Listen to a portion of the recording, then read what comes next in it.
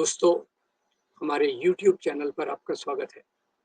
आज हम बात करेंगे भारत के जो एक बहुत बड़े उद्योगपति हैं और योगा गुरु जो हैं, स्वामी रामदेव, बाबा रामदेव, कई नामों से उन्हें संबोधित किया जाता है।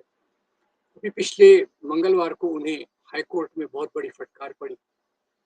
हाई कोर्ट ने पहले आदेश दिया था कि आप जो गलत विज्ञापन प्रसारित कर रहे हैं, जिनकी जानकारी इतनी ऑथेंटिक, विश्वसनीय नहीं होती, उस पे हमने रोक लगाने को कहा था और आपने उस पे रोक नहीं लगाई। तो बाबा रामदेव के वकील ने कहा कि भाई हमारा जो पब्लिसिटी डिपार्टमेंट है उसने रजिस्टर नहीं किया था। तो कोर्ट ने इस बयान को स्वीकार नहीं किया और कहा कि ये एक बहुत कोर्ट की आज्ञा का उल्लंघन है। रामदेव और उनके साथी आचार्य बालकिशन को कोर्ट में हाजिर होना चाहिए। ये दोनों हाजिर हुए और उन्होंने बहुत दयनीय तरीके से माफी मांगी। कोर्ट ने इसको स्वीकार नहीं किया। कोर्ट ने कहा आपने इतने उल्लंघन किए हैं, इससे इतना देश का नुकसान हो सकता है कि हम आपकी माफी को स्वीकार नहीं कर सकते। आपको ये करके दिखाना होगा कि आप पब्लिसिटी डिपार्टमेंट आपका जो आपकी दवाइयों के बारे में गलत प्रचार कर रहा है उसको बंद करना होगा। और जो आप एलोपैथिक सिस्टम के बारे में इतनी नफरत से बात करते हैं, एलोपैथिक सिस्टम को इतना गिरा के बात करते हैं, उसको स्टूपिड कहते हैं और अविश्वसनीय कहते हैं, ये आपको वापस लेना पड़ेगा। वास्तव में इंडियन मेडिकल एसोसिएशन ने ही ये पिटीशन फाइल की थी, क्योंकि बाबा रामदेव जब से कोविड हुआ था तब से उन्होंने एलोपैथिक मेडिसिन के बारे में काफ़ी घटिया बयान दिए थे। तो इसके जवाब में इंडियन मेडिकल एसोसिएशन ने ये पिटीशन फाइल की थी। तो आपको याद दिला दूं, जब कोविड महामारी का शुरू हुई, उसके तुरंत बाद 1 महीने के अंदर बाबा रामदेव अपने पतंजलि फैक्ट्री से एक कोरोनिल नाम का कॉम्बिनेशन लेके आए और इसके रिलीज के लिए 2 केंद्रीय मंत्री, डॉक्टर हर्षवर्धन जो खुद ईएनटी सर्जन हैं और नितिन गडकरी जो बहुत बड़े मंत्री हैं, ये उसके रिलीज में हाजिर थे। और उसमें साथ में एक कोई तो भी मेडिकल कॉलेज के साथ इन्होंने टाई अप किया था और वो भी लोग शामिल थे। तो दावा ये किया गया बाबा रामदेव द्वारा कि ये जो कोरोनिल है, ये भारतीय आयुर्वेद के आधार पर बनाई गई दवा है। इससे कोविड को का इलाज किया जा सकता है, कोविड को प्रिवेंट किया जा सकता है और ये कोविड की वैक्सीन के रूप में भी काम करेगा। उन्होंने 100 मरीजों पर इसका ट्रायल किया था और ये मरीज ज़्यादा तीव्र बीमारी वाले नहीं थे, छोटी-मोटी बीमारी वाले थे और उसके आधार पे इन्होंने दावा किया कि ये कोरोनिल उसको 7 दिन में ठीक कर सकता है। खैर, ये जो भ्रामक प्रचार उन्होंने किया, इसमें केंद्रीय सरकार के 2 मंत्री भी सामने थे। अब मेडिकल साइंस में, चिकित्सा विज्ञान में किस प्रकार से दवाइयों को सामने किया जाता है?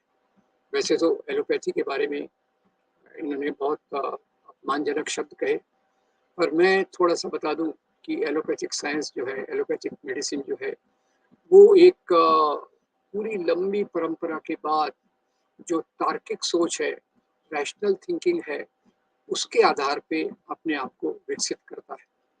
इसको किसी से परहेज नहीं है। जो भी अच्छी चीज़ें पुराने विज्ञान से मिलती हैं, जैसे योग है, एक्यूपंक्चर है, उसको ये स्वीकार करके अपनी किताबों में लाता है।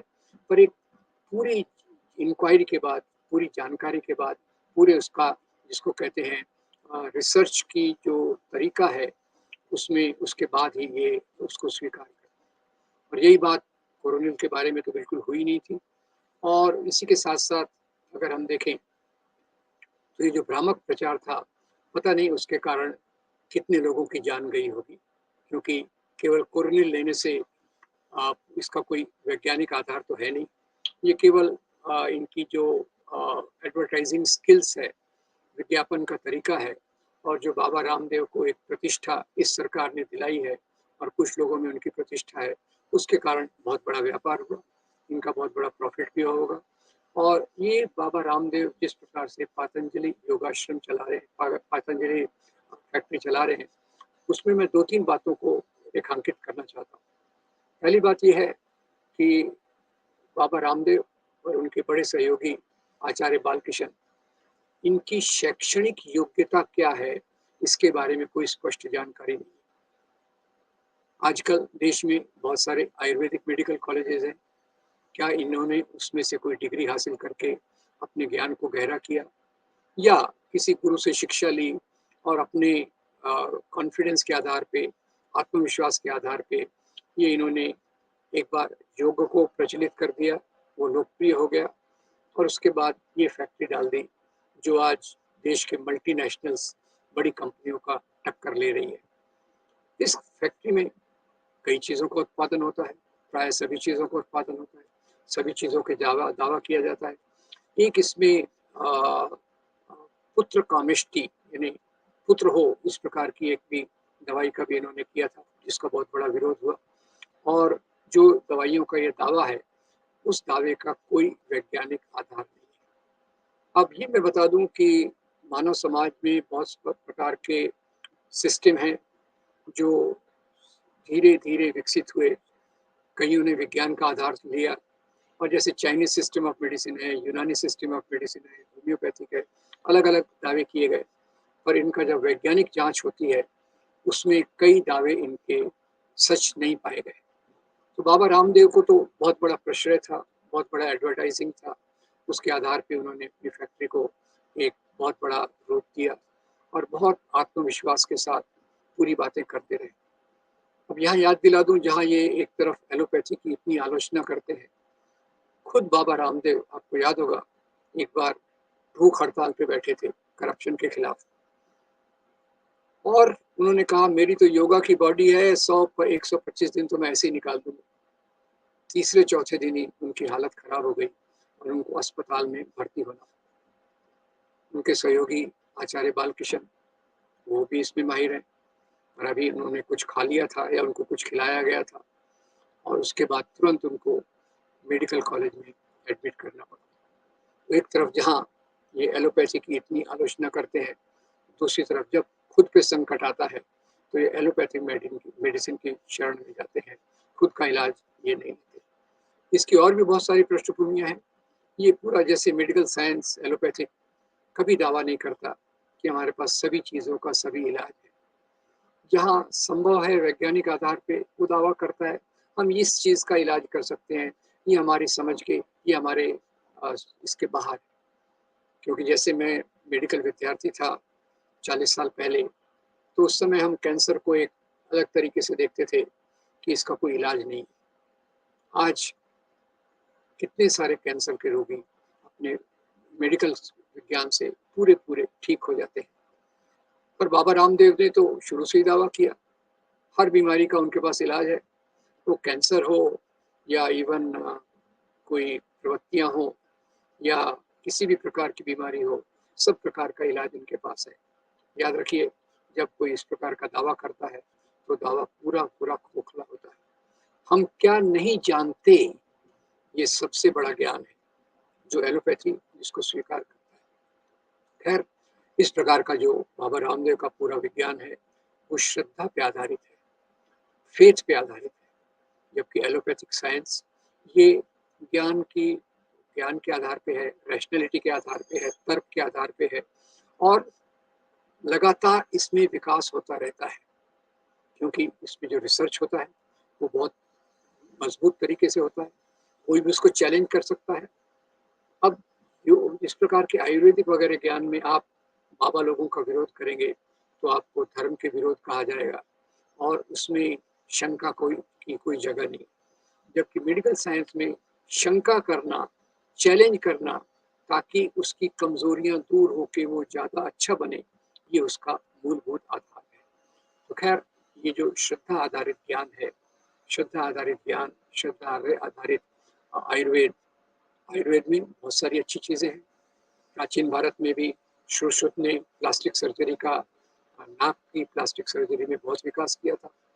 ये उस प्रकार के सुश्रुत नहीं थे जिसके बारे में हमारे प्रधानमंत्री जी ने कहा था कोई एक प्लास्टिक सर्जन रहा होगा जिसने मनुष्य के शरीर पर हाथी का सिर लगाया। ये उस प्रकार का विज्ञान नहीं, ये माइथोलॉजी है, ये पौराणिक कथा है।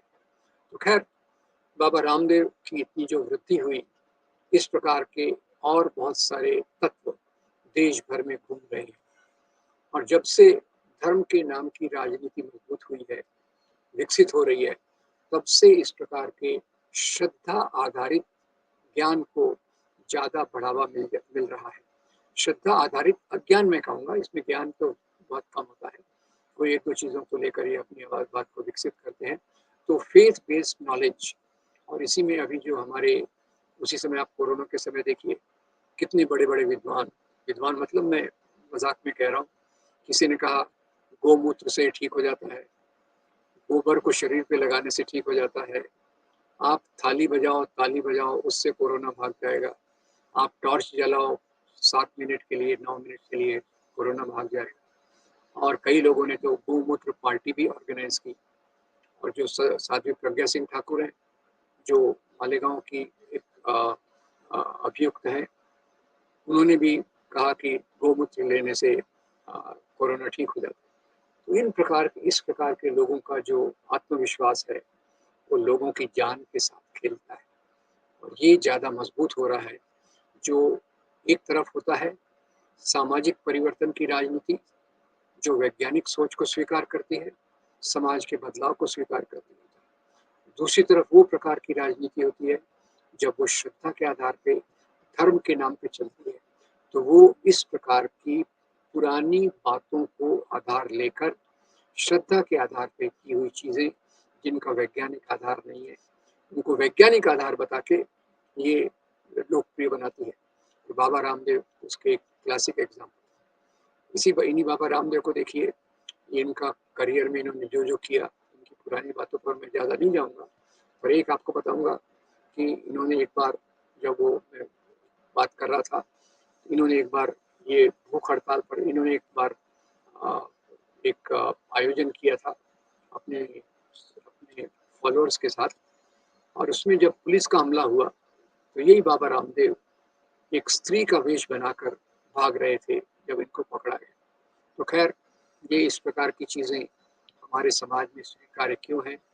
उसका मुख्य कारण है कि धर्म के नाम की राजनीति हमेशा श्रद्धा पर आधारित अज्ञान, ज्ञान, जिसको ज्ञान कहते हैं, उसको ये बढ़ावा देती है।